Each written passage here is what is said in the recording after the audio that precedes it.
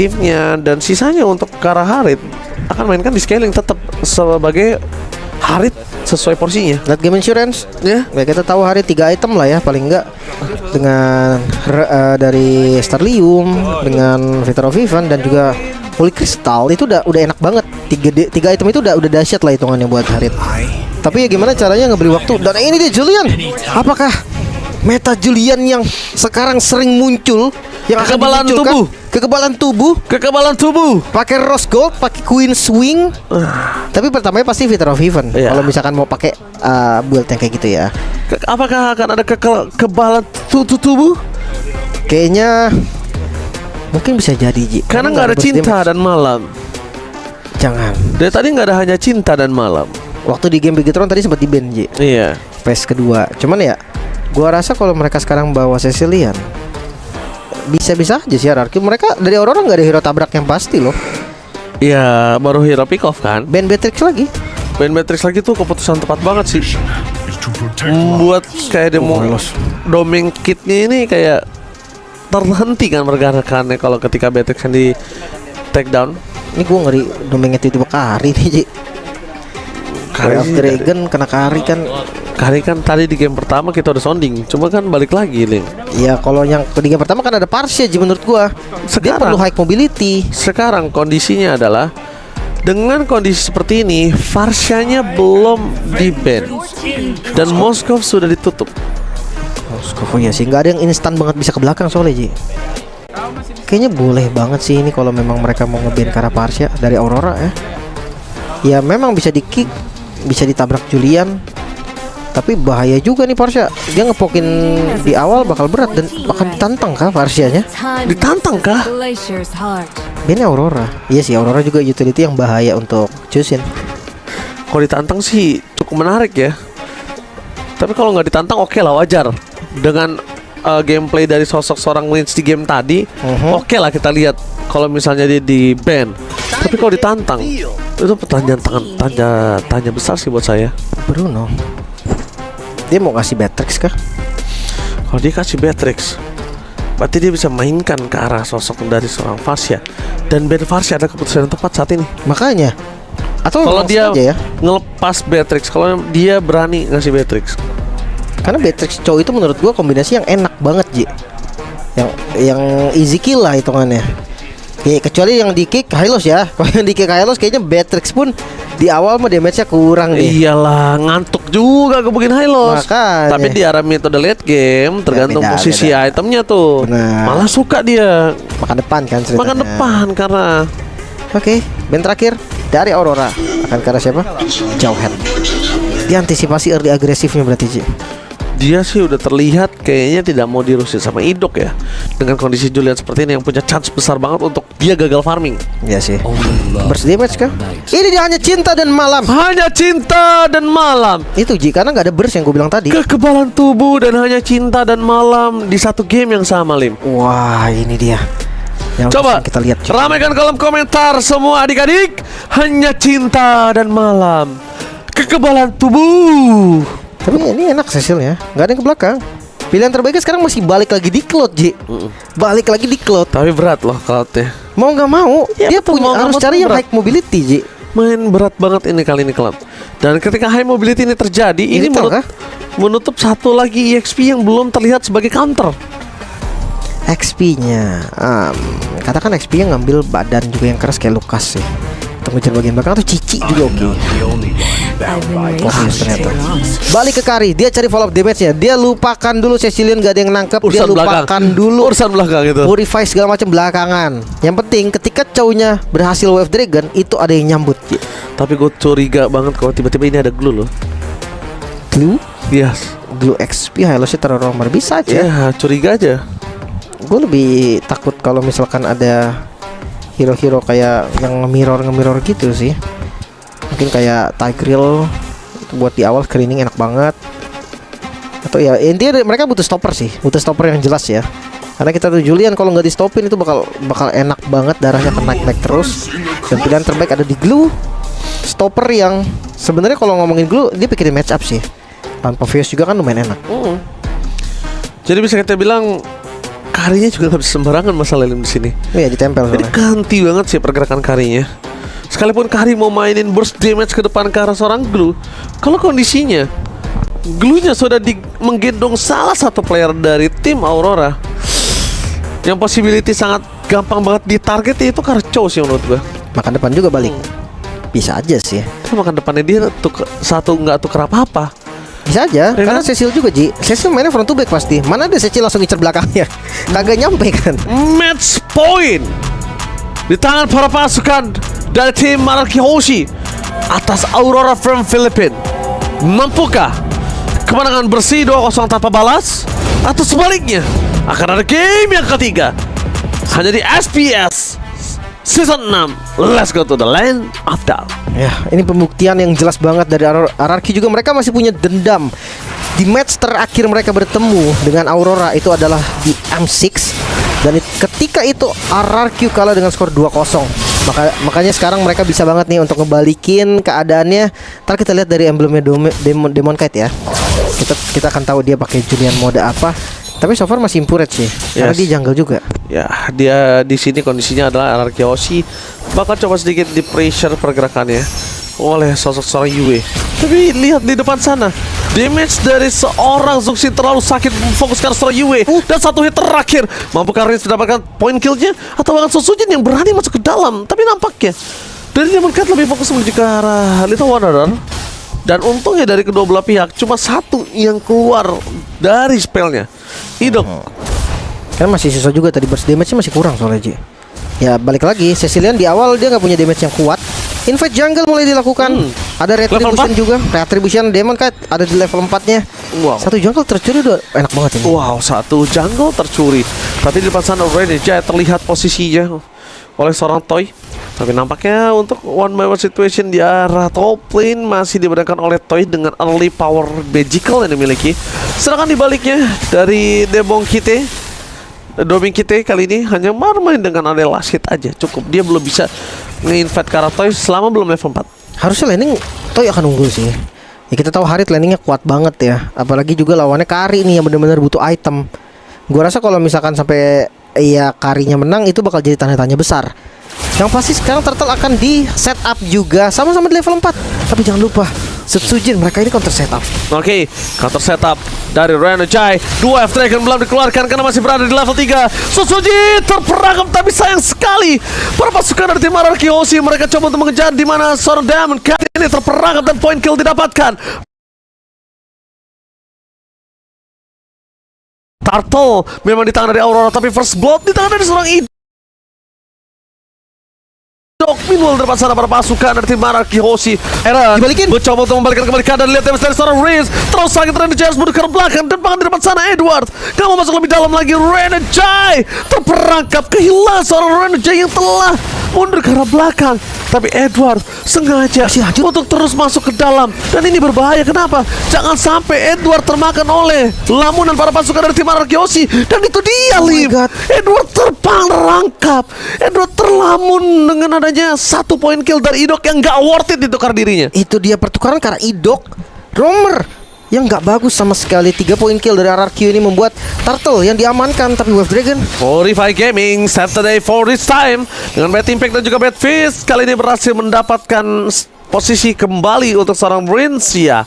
Sedangkan di balik ini semua para pasukan dari RRQ Hoshi mereka masih kalah damage oleh seorang Yue dengan 11.471 damage deal. karena memang dia tipikal pok yang terus-terusan menurut gue Ji. Ya bakal wajar jadinya kalau memang damage dealnya yang paling tinggi untuk sekarang. Yang pasti Cecilian ada di peringkat kedua. Ini early game loh Ji. Iya, Maksudnya berarti dari tadi berapa banyak invasi yang dibantu sama dia? iya, yang damage nggak berasa itu jadi berasa. Renjai, really? Flicker? Flicker for defensive, tapi kalau Spade di depan sana, lihat berhasil dihentikan Demon Kite save the day for this time. Sangat presisi untuk membuat tim RRQ Hoshi nggak bisa masuk lebih dalam lagi. Nice chain tadi berarti. Bukan enhance chain tapi ya nggak masalah karena itu bisa berhentiin tadi pergerakan dari Setsujin juga, menyelamatkan satu nyawa pastinya. Sementara Turtle kali ini kayaknya akan ada scanner yang berbeda. RRQ mereka bukan counter setup lagi, tapi mereka mulai setup. Nah oke, mereka mulai setup, tapi Toy nggak akan melepaskan laningnya. Dia tahu kali ini bermasalah banget potensial untuk menuju tier late game. Tapi Ren Jai, dia standby on position. The Dairon, kalau mereka mentargetkan ke arah Dairon lagi itu nggak worth it Samsung. Jangan sampai salah target berarti dari Aurora.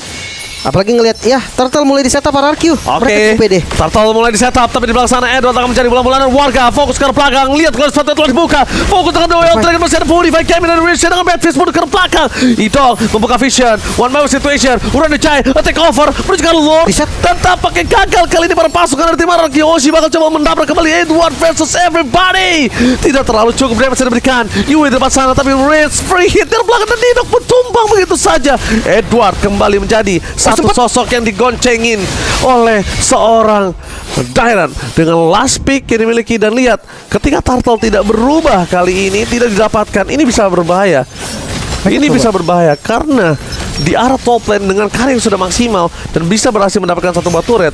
Balik lagi, go, tergonceng Yue, no way, Yue berhasil digendong oleh seorang Dairon. 4 assist yang sangat maksimal.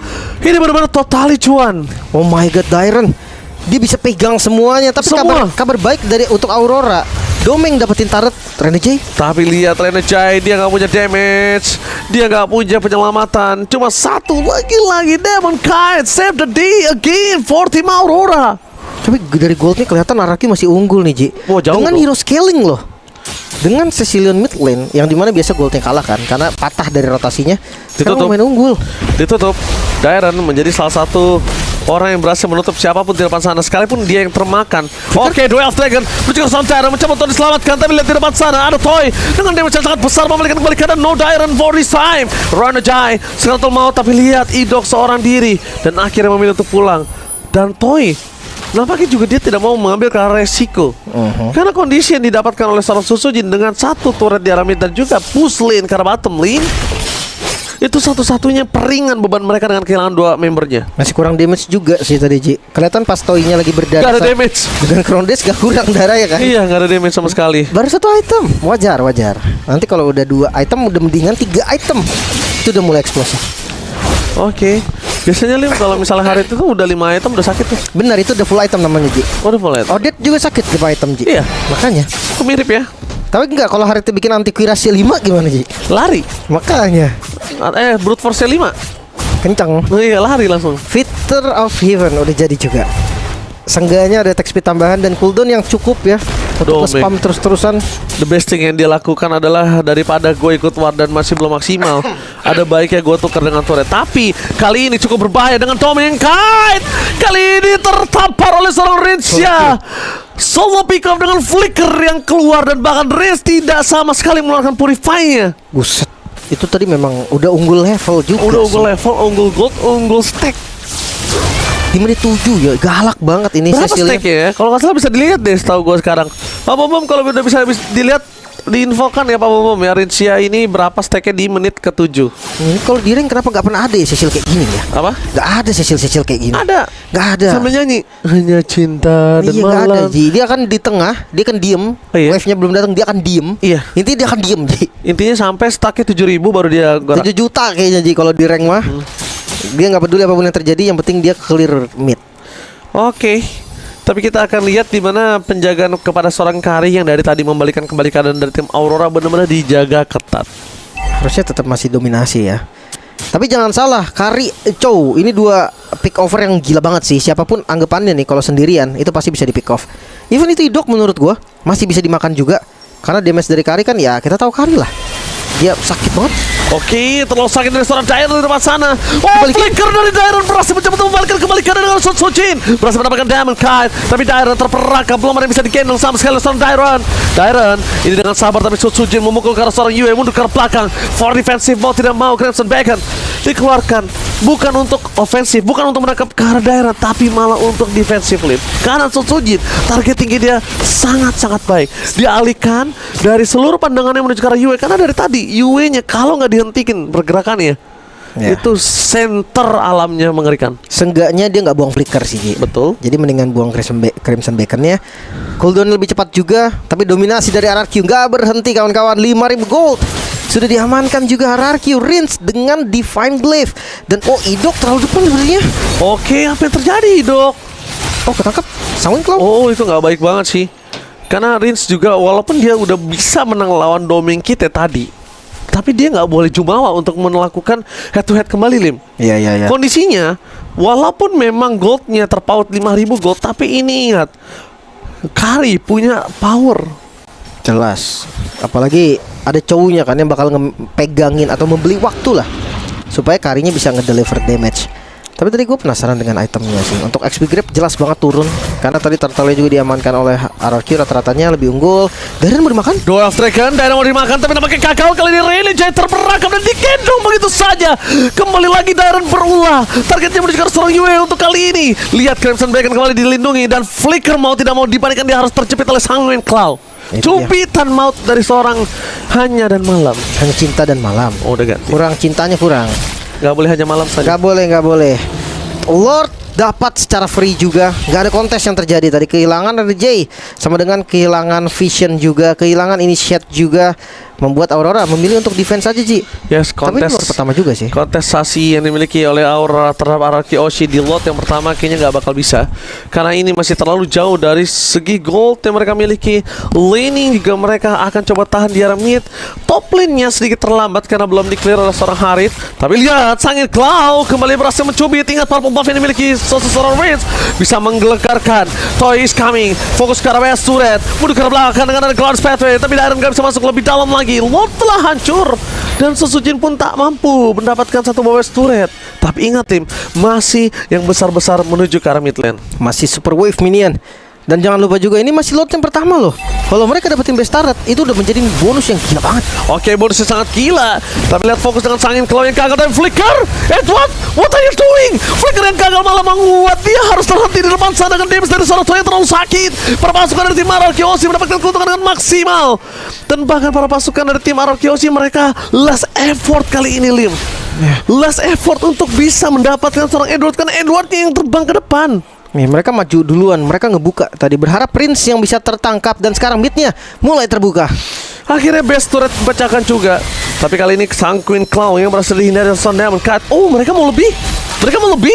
Really? Karena Darren sudah melakukan blocking di depan sana. Barikade telah dibuat oleh seorang Darren, dan para pasukan dari tim Hierarchy Oshi fokus berhasil mendapatkan best turret. Retribution nggak mampu menghentikan para pasukan dari tim Hierarchy Oshi dari invasi di top turretnya. Cukup dengan 2 best turret, Hierarchy mulai bergerak mundur kembali. Tapi dengan 2 best turret yang diamankan berarti 8.000, hampir 9.000 gold mungkin. Keunggulan dari Hierarchy terlihat dengan jelas. Purple buff kembali diambil. Perbedaan 2 kali lipat dari point kill. Dominasi Hierarchy ini lebih ekstrim bisa dibilang daripada game yang pertama. Yes, dan di depan sana Hierarchy Oshi mencabut langkah Rayleigh Jay. Rayleigh Jay, dia nggak boleh anggap remeh damage yang diberikan para pasukan dari tim Hierarchy Oshi, Lim. Dia nggak bisa membuat semua damage itu terkena absorb, dihindari, nggak bisa. Dan barterannya pun nggak baik saat ini, Lim. Apalagi ngelihat dari 2 Purify juga kan sebenarnya. Iya. Purify targetnya kalau nggak Darren berarti Idok yang paling oke. Masalah mereka unggul segalanya dan bawahnya. Dan salah sekalipun Darren, yang dipermasalahkan adalah kalau tiba-tiba dia nunggangin Yue ataupun Domain kita. Iya kan? Karena tendangan dari seorang Rayleigh Jay. Itu yang bahaya, Lim. Takut lihat kurang. langsung dipaksa di arah belakang. Darren berubah menjadi bulir-bulir jeruk terbaik dari tim Hierarchy Oshi. Dibalaskan kembali keadaannya, mencoba untuk menggendong siapapun. Dua after for nothing. Idok versus everybody di depan sana. Mereka akan ditukar dengan seorang Rayleigh Jay. Kembali pada Toy. Double kill, looking for triple kill.